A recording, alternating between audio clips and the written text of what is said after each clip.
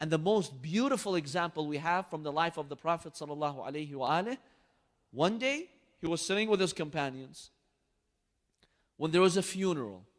A casket was being carried, so they passed by the Prophet with his companions. When the Prophet saw that funeral procession, he stood up, according to this hadith. Sign of respect, showing respect to the dead. Well, one of those ignorant companions, you know what he said? He objected to the Prophet. He told him, Ya Rasulullah, why'd you stand up? That dead person in the casket is Jewish. He's not a Muslim. Why'd you get up for him? He thought the Prophet didn't know, so he should tell him that he's Jew. So sit down. You don't need to respect a Jewish dead person. The Prophet ﷺ responded with 2 words.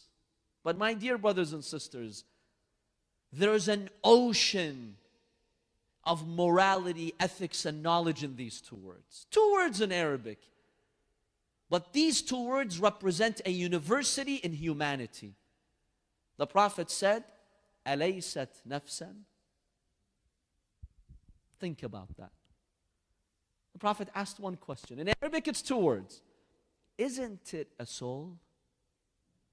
This dead person, didn't he have a soul? Didn't he have a spirit? Didn't he have a soul? That's all the Prophet said. What does this mean? The Prophet was teaching his companions, look, I'm not looking at this person from my religious lens. I'm Muslim, he's Jew. No. I'm an Arab who comes from the Quraysh tribe, he comes from another tribe. No.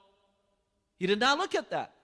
The Prophet says, I'm looking at this person from one lens, the humanitarian lens. I'm a human, he's a human.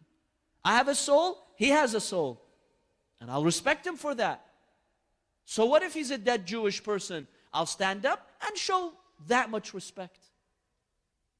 أَلَيْسَتْ نَفْسًا? Isn't it a soul? You see how the Prophet is training us Muslims to develop that humanitarian identity? Once you've recognized Allah subhanahu wa ta'ala as your creator, so your identity is to accept guidance from Him. That's number 1.